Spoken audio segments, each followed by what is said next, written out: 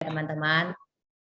Nanti teman-teman kalau mungkin ada pertanyaan langsung aja ya, ditanya supaya saya tahu dan nggak kejauhan saya ngomongnya lagi. Oke, kita lanjutin ya teman-teman. Saya diminta sharing tentang public speaking. Jadi kalau bicara public speaking itu mungkin banyak teman-teman yang sebenarnya sudah merasakan. Banyak teman-teman yang kemudian merasa kok susah banget ya. Aduh ngapain sih aku harus ngomong di depan umum. Aduh males banget ya aku kalau suruh presentasi.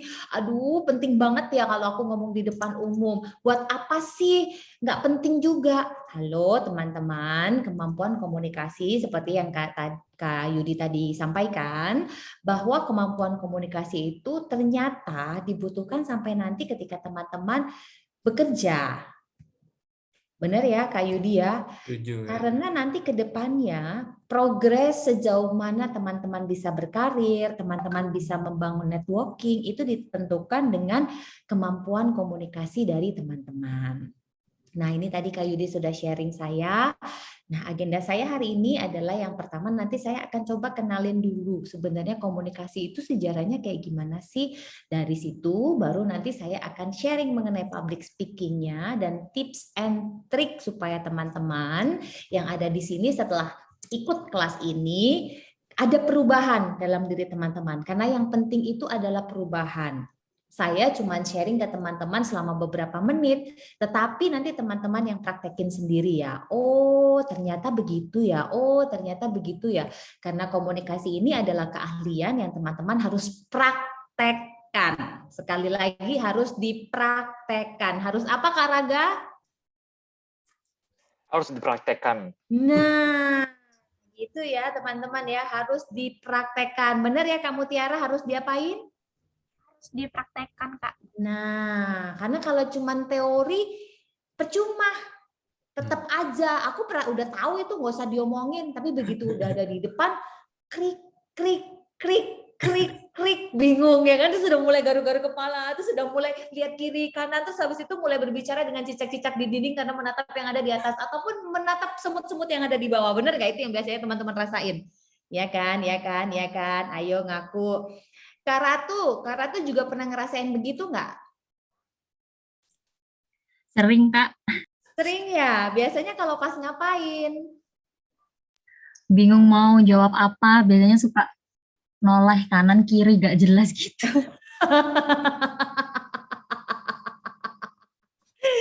Coba kalau Abias biasanya pernah merasa begitu juga nggak, deg-degan terus habis itu mulai celingukan, bingung mencari-cari semut, mencari-cari cicak atau mungkin mencari kelinci yang loncat-loncatan di luar? Nggak pernah, beberapa kali. Iya, takut atau gimana? Iya, takut karena baru pertama-tama. Oke, coba saya tanya dulu. Kalau Kak Atika yang Kak Atika rasain ketika Kak Atika diminta untuk presentasi di depan kelas, biasanya apa yang kemudian Kak Atika rasain, kemudian Kak Atika ingat-ingat, terus kemudian Kak Atika pikir, aduh ternyata gampang atau mungkin aduh ternyata susah. Coba Kak Atika.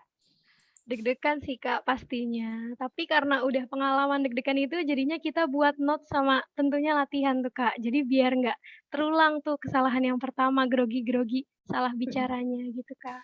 Kalau Kak Rara? Ya langsung kaget. Ini Kak Mandonya suka ini nih katanya cold call katanya kan. Iya. Langsung nggak ada sinyal Kak, nggak ada sinyal. Kalau Kak Rara pernah nggak diminta untuk ngomong di depan kelas atau mungkin di depan teman-teman saat upacara atau mungkin saat ada acara begitu? Pernah, tapi mental saya sudah kayak sekarang, Bu. Kak Zara juga pernah? Pernah. Oh iya, Kak Zara apa yang dirasain juga? Kalau aku kebiasaan. Jadi kalau mau ngomong itu kadang-kadang tangannya suka berkeringat. Oh, Jadi sebenarnya ngomongnya bisa, tapi tangannya suka berkeringat dan itu jadi deg-degan. Malah tangan dulu berkeringat baru deg-degannya gitu. Jadi badannya lebih cepat mengirim respon ya. Kalau Kak Maria?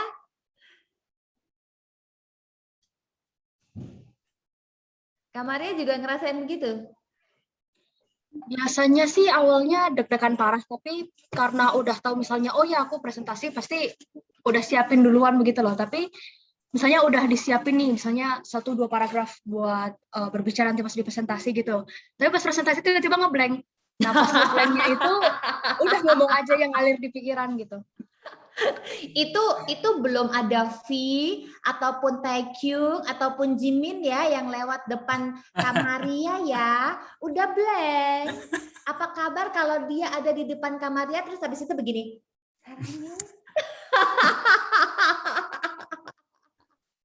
Bener ya, pasti udah langsung nggak bisa mikir, udah langsung blank, udah gua nggak ngerti. Oke, jadi kalau kita balik dulu dalam skill yang teman-teman miliki dalam diri teman-teman, ini mungkin sudah banyak dan sudah pada tahu ya. Ada yang namanya hard skill dan ada yang namanya soft skill. Nah, komunikasi itu adalah part of soft skill, teman-teman.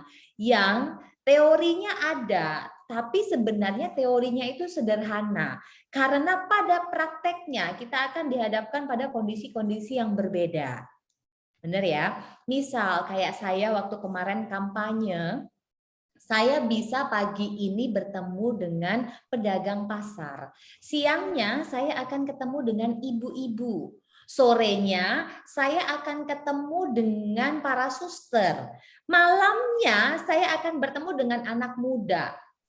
Nah, kira-kira untuk bisa berkomunikasi dengan komunitas yang berbeda itu, kalau kita tidak memiliki kemampuan komunikasi yang baik, pasti penerimaan mereka terhadap kita juga akan tidak baik. Ya, maka itu yang namanya komunikasi itu jadi bagian dari soft skill yang non teknikal itu. Kalau mengingat hard skill, benar ya Kak Yudi ya, walaupun seni mengingatnya supaya banyak yang mancap di otak itu bagian dari soft skill juga, karena sekali lagi itu adalah latihan, latihan dan latihan ya teman-teman. Sekali lagi, communication ini yang pertama, flexibility. Leadership tanpa communication akan susah ya. Teamwork tidak akan bisa dibangun kalau komunikasinya nggak bagus. Apalagi time management. Kalau misalnya semuanya gebrek jadi satu dalam satu hari, tentu kita harus pilah-pilah. Kayak saya kemarin sama Kak Yudi, bentar ya, saya masih capek.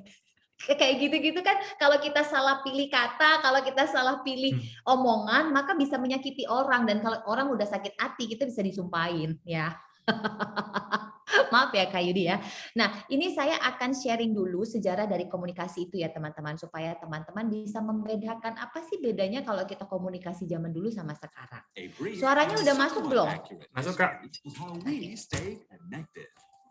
Let's see if an important message can be delivered by different means of communication, such as the smoke signal, the homing pigeon,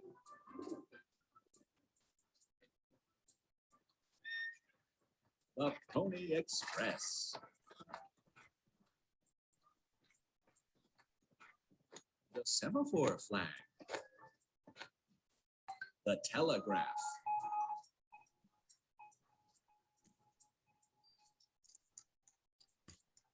the telephone,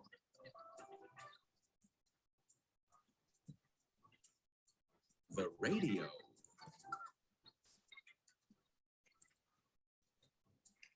email, the smartphone,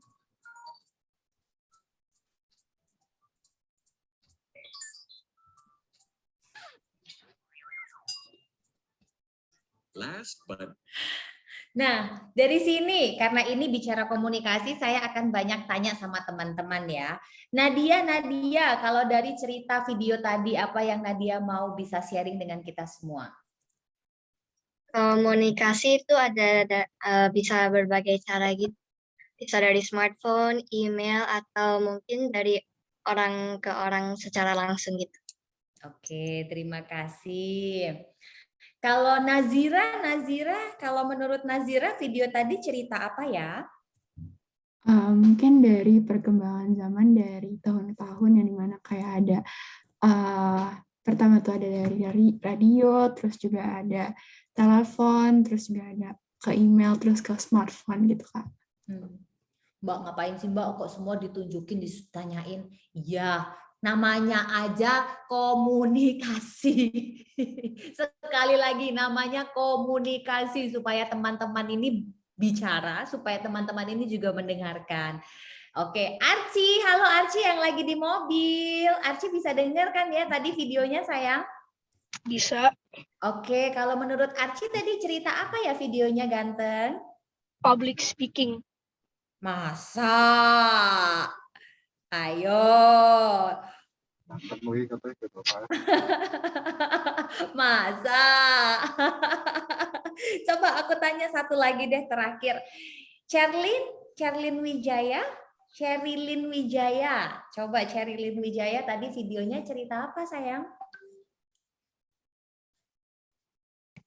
Halo Kak. Iya sayang. Maaf banget tadi itu koneksi saya tuh nge-lag Kak. Oh oke.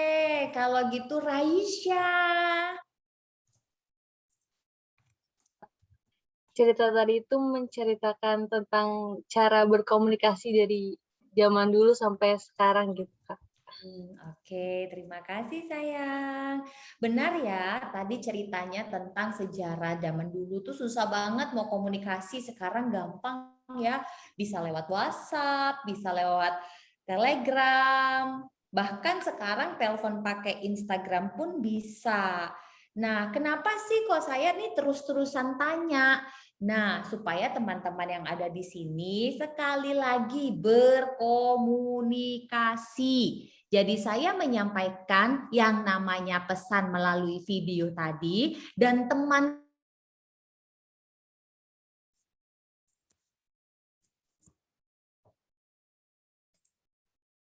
saya tanya satu-satu, jangan sampai tadi saya udah puter nggak ngerti, kan berarti kan message-nya nggak sampai. Kalau message-nya nggak sampai berarti saya belum berkomunikasi dengan baik. Sama kayak teman-teman, walaupun teman-teman sudah berani ngomong di depan kelas, berani ngomong di depan kelompok, tetapi kalau pesannya belum sampai, sekali lagi apanya yang belum sampai Kak Alexa? Alexa Aurelia. Pesannya. Nah, apa Kak Jihan Kairunisa? Kak Jihan? Pesannya. Pesan. Kalau pesannya tidak sampai berarti semua yang ada di ruangan ini belum jadi komunikator yang baik. Ya. Bisa ngomong, berani ngomong, tapi ngomongnya cepet. Akhirnya kalau temennya ditanya, tahu nggak gua tadi ngomong apa? Nggak ngerti. Berarti dia sudah berkomunikasi dengan baik belum Kak Dava Raya Keinendra? Belum Kak. Nah, kenapa Kak Nadila Amira Setiawan kok belum berkomunikasi tadi kata Kak Dava? Karena message-nya belum bisa nyampe. Oke, good. Nah, ini komunikasi ya. Kenapa dia jadi penting? We all use words and language every day to interact with people at work. But do we really communicate effectively? Effective communication can be broken down into 3 parts: listening, understanding, and responding. Let's look at these one by one. Listening involves hearing the words that are being said, taking in nonverbal cues such as body language and facial expressions, plus paying attention to voice modulation. We then move on to the next stage, understanding or giving meaning to what we have heard. Most communication breakdowns happen at this stage because we often misunderstand or misinterpret what is being said. When we make errors in interpretation, we are likely to respond incorrectly as well. For example, your boss asks you if the task that he assigned to you has been completed. If you interpret that as the boss blaming you for not completing the task, you're likely to learn. However, if you interpret that as your boss wanting to just know the status of the task, you are likely to feel less angry and defensive. How we interpret what we hear is affected by the thoughts that pop up in our minds when we are listening. At Way Forward, we help you catch these automatic thoughts so you can reduce communication errors and be more productive at work. For more information, reach out. Kak Sultan Aldit, cerita apa ya videonya? Kak Sultan, Kak, oke, Kak Ivo Andayani, cerita apa ya videonya Kak Ivo? Oke, Kak Farel Rahman, cerita apa ya videonya? Tentang tahapan merespon dan berkomunikasi. Oke, Kak Anandika, cerita apa ya barusan videonya? Anandika Centrino. Ya, tentang komunikasi. Kenapa komunikasinya ganteng? Jadi tadi kan tentang bosnya nanyain apa tugasnya udah dikerjakan atau belum, cuman pegawainya salah ngira gitu, Kak. Oke, satu lagi Kak Bernadette Giselle. Kak Bernadette Giselle, cerita apa ya videonya barusan? Kak? Maaf banget ya Kak, tadi saya sempat terkeluar, tapi yang saya dapatkan itu tentang cara bicaranya dan beraneka ragam gestur yang diberikan itu mempengaruhi. Oke, sedih deh saya, ternyata pesannya dari video ini belum sampai. Maaf, tadi saya juga lagi balas WA sambil kerja. Tadi sih kalau yang satu saya poin masuk pas lagi sekilas lihat sih, bahwa bagaimana kita menangkap suatu message itu juga tergantung cara pandang kita gitu. Jadi mau gimana ya, menanggapinya juga ada choices gitu. Oke, Kak Ivo terima kasih, luar biasa. Ini ya teman-teman, komunikasi itu sekali lagi dua arah, bukan cuman saya ngomong, tetapi saya juga mendengarkan. Dan dari saya mendengarkan, saya paham pesannya. Dari saya mendengarkan, saya paham pesannya. Dari saya paham pesannya, baru saya merespon. Oke, jadi gimana Kak Rasyad Fadila? Dari mendengarkan dulu, lalu memahami, habis itu baru respon. Oke. Gitu ya teman-teman. Jadi yang namanya komunikasi, yang namanya public speaking itu bukan cuma teman-teman ngomong di depan umum. Tapi teman-teman juga mencoba merespon dan memahami. Memahami apa Kak Gita? Memahami orang-orang ini ada nggak di sini? Orang-orang ini paham nggak apa yang saya ngomong? Orang-orang ini masih betah nggak dengerin saya? Orang-orang ini masih pengen tahu apa enggak? Nah, kalau orang-orang ini sudah tidak pengen tahu, jangan dipaksa. Karena kalau gelas sudah penuh, ditumpukin terus, diisi terus, akibatnya apa Kak Nazira? Kak Nazira? Ya, kayak dia nggak, kalau dia nggak kayak nggak nyampe gitu Kak pesannya. Jadi kayak burn out gitu kalau kebanyakan. Jadi kalau gelasnya diisi terus, dampaknya apa ya Kak Rafika? Si pendengarnya juga nggak akan mau nerima apa yang kita sampaikan Kak. Iya. Jadi pesannya nggak bisa diterima sama si pendengar itu. Yes, tumpah. percuma. Makanya public speaking itu bukan bicara teman-teman ngomong doang, tapi teman-teman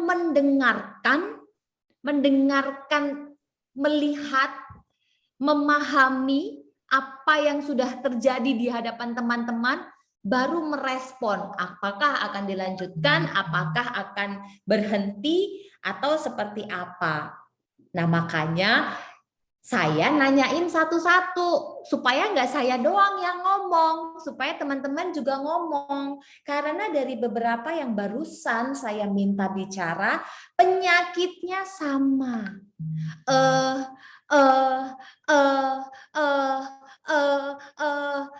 Mungkin bisa jadi kayaknya, bener nggak? Itu nggak yang teman-teman biasa lakukan ketika merespon sebuah pertanyaan? Terus respon itu bagus apa enggak? Secara komunikasi tidak. Mohon maaf, secara komunikasi tidak. No good. Apa yang nggak bagus? Kamu Tiara? Bersikap gagap kayak gitu. Jadi kita harus coba untuk mendengarkan lebih baik agar kita bisa menerima message dari sang Nah, keluar lagi kan E-nya?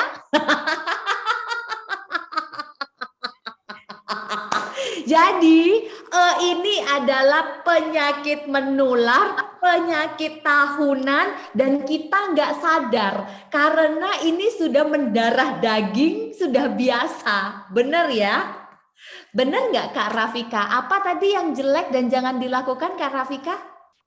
Kalau lagi berbicara, hilangin kayak gitunya, Kak. Oke. Dia mengantisipasi tidak banyak bicara supaya E-nya nggak keluar. Karena biasanya kalau sudah mulai ngomong panjang, tiba-tiba E-nya keluar. Sampai sini masih aman ya, belum ada pertanyaan ya. Ingat, komunikasi itu berapa arah? 2 arah, Kak. 2 arah. Artinya teman-teman itu juga harus mendengarkan. Respon. Ya, ingat itu ya. Nah, ini macam-macam komunikasinya, ada yang nonverbal, ada yang written, ada yang oral ngomong.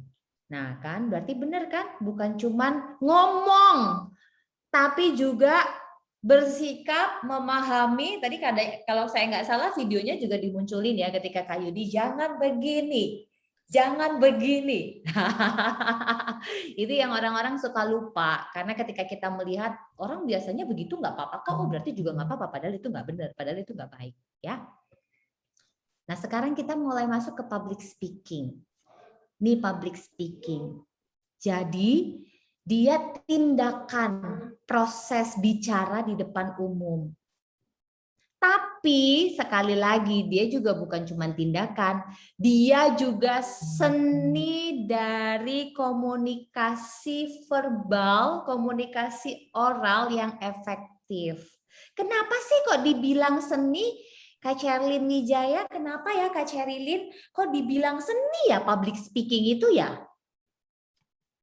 Karena kalau menurut saya public speaking itu kan menyampaikan materi gitu ya. Jadi ya bisa dibilang seni. Oke, terima kasih pendapatnya. Saya tampung dulu ya. Kenapa ya Kak Kaila kok dibilang seni ya? Kenapa? Ayo kalau menurut kamu. Karena kalau bisa itu hebat. Oke, terima kasih Kaila. Satu lagi deh, satu lagi. Kenapa ya Kak Sarah? Aku nggak ngerti ya mana yang mimin, mana yang bukan. Pokoknya aku panggil ini satu-satu. Kenapa ya Kak Sarah kok dibilang seni ya? Kenapa ya? Oke, kajian. Kenapa kajian? Tiba-tiba hilang. Suara aku aman nggak sih? Aman. Aman kan ya? Itu jangan-jangan mimin ya? Bukan. Kesulitan kayaknya pertanyaannya Kak Mano. Oke, kenapa ya dibilang seni ya Kak Muhammad Rishad Fadila kira-kira kenapa ya? Karena public speaking itu menyampaikan sesuatu itu. Sesuatunya kenapa Kak Muhammad?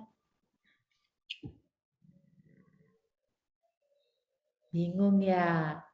Tadi di awal saya sudah cerita, kalau saya pagi ketemu sama tukang sayur di pasar, siang saya ketemu sama ibu-ibu, sore saya ketemu sama suster, malamnya saya ketemu sama anak muda. Gaya komunikasinya sama tidak? Pilihan katanya kira-kira sama tidak? Berbeda. Tidak. Bahasannya sama tidak?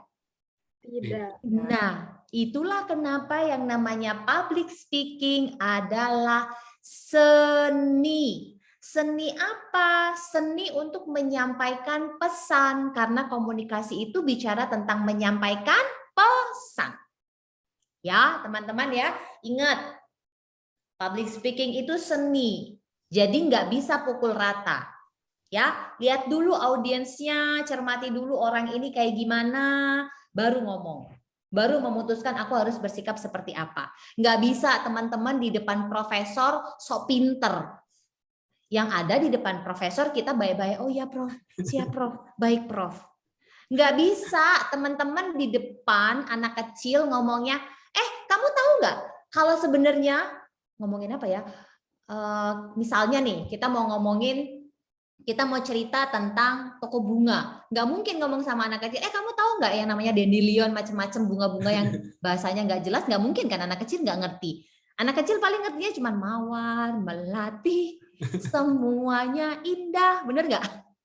Nah itu makanya dibilang seni, nggak ada takarannya, nggak ada standarnya. Itu bicara tentang sense. Makanya komunikasi itu perlu jam terbang, perlu latihan.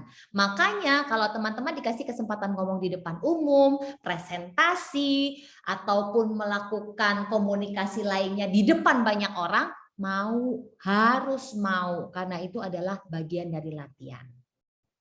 Nah, kalau sudah di depan, semuanya dilihat. Ya.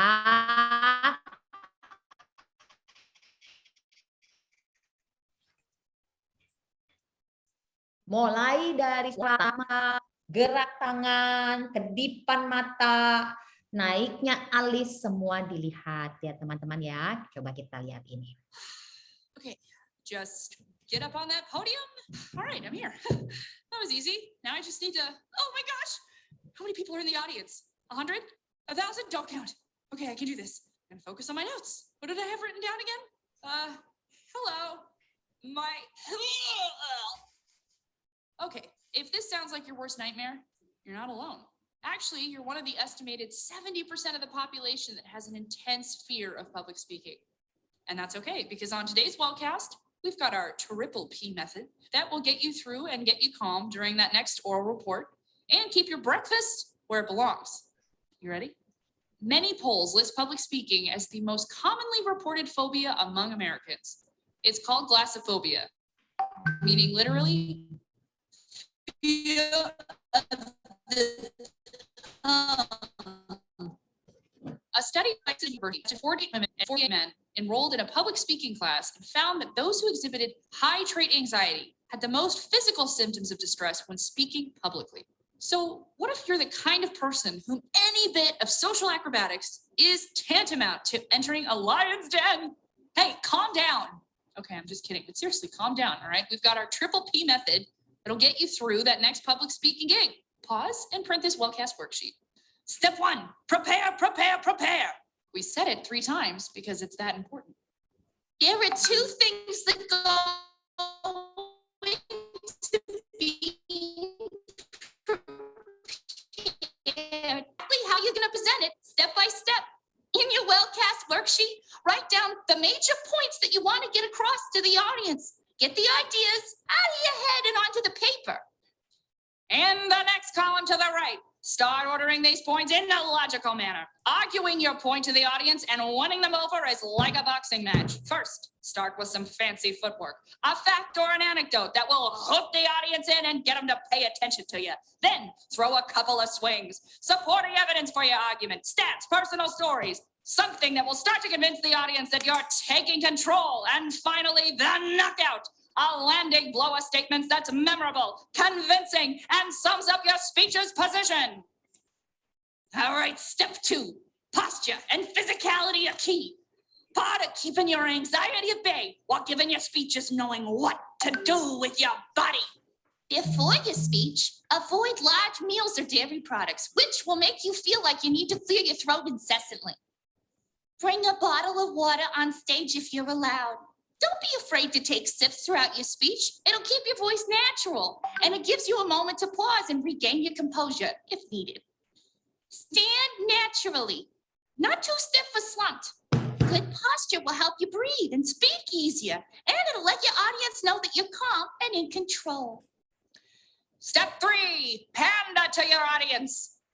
The best public speakers know how to work the room. Don't be completely serious unless the occasion calls for it. Don't read entirely out the cards. Keep a natural cadence and pace. Throw a joke or a side in. It'll draw in a laugh. If there's a silence, then turn that into a joke. Stay natural, self-effacing, and the audience will be on your side. Let's recap. You'd rather face a poisonous reptile than public speak, huh? Well, follow the well-cast Triple P checklist. Prepare extensively for your speech. Know your content backwards and forwards, and figure out the absolute best way to present it and to win over your audience. Watch your posture and physicality. This includes everything from standing naturally to breathing from your diaphragm. And pander to your audience. Keep them in the palm of your hand and with an easy demeanor, natural cadence, and of course, jokes. Oke. Coba Kak Benedictus Panji. Ini jangan-jangan panitia ya? Oke, Kak. Jadi dari video itu, Kak, apa aja sih kira-kira yang dilakukan supaya menghindari demam panggung? Kita harus bisa percaya diri dan mempersiapkan sebelum ya presentasi seperti itu. Apa tuh? Apa tuh? Apa tuh? Apa tuh? Coba Kak Rafika senyum-senyum, apa aja Kak Rafika berarti? Kalau yang aku tangkap tadi ada beberapa hal yang bisa kita lakuin buat ngilangin rasa takut ketika berbicara di depan umum itu, yang pasti persiapan. Terus juga tahu apa yang mau kita presentasiin. Terus tadi juga ada menghindari makanan berat dan dairy product itu. Terus kalau kita mau berbicara depan umum itu jangan textbook, jangan membaca, karena itu bisa ngehilangin perhatian dari si audiensnya itu sih Kak. Ingat nggak tadi di awal saya bilang komunikasi itu dua arah. Artinya apa? Artinya kita juga ngelihat audiens kita. Kita memposisikan diri ada di audiens. Kalau gue udah ngomong kayak gini, kira-kira dia bosen nggak ya? Kalau gue ngomong gini, dia ngerti nggak ya? Kalau ini gue terusin, bosen nggak ya? Nah itu tadi yang dibilang sama Kak Rafika. Ya, mesti memahami, belajar mengerti gestur-gestur itu. Nah, ingat, orang itu ngelihat kita cuma 6 detik, artinya tampilan mesti menarik. Kenapa sih Kak, kok Kakak rambutnya dirapiin? Iya, soalnya mau ketemu kalian. Coba bayangin kalau aku ketemu kalian terus aku nggak rapi. Kalian nggak akan percaya apa yang aku omongin, benar nggak? Terus udah gitu, kenapa sih Kak kalau ngomong tuh mesti voice-nya tuh bersemangat? Kalau misalnya saya perkenalan ngomong kayak gini. Selamat siang adik-adik, bagaimana kabarnya? Sehat-sehat ya? Ya ampun, kalian mau belajar public speaking ya dari saya? Saya bisa jamin dalam waktu 2 menit kalian pasti bobo. Bener nggak? Bener nggak? Bener nggak? Saya kalau misalnya ngomongnya kayak gitu, kalian pasti tinggal saya bobo. Kalau nggak saya panggil satu-satu, saya pasti udah ditinggal entah main kemana gitu ya. Nah itu kenapa kemudian selain tampilan, voice juga jadi penting, baru nanti kontennya. Orang ya 6 detik, kayak 6 detik, artinya tampilan kalian masih bagus ya kalau kalian mau melakukan kegiatan public speaking. Nah, keduanya, karena tadi vokal menjadi penting, ingat artikulasi, intonasi, volume, tempo, dan pitch. Kalau teman-teman mau ngomong sama di depan direksi atau mungkin nanti ketika teman-teman melakukan wawancara pekerjaan atau melakukan ujian, maka gunakanlah pitch yang ini supaya teman-teman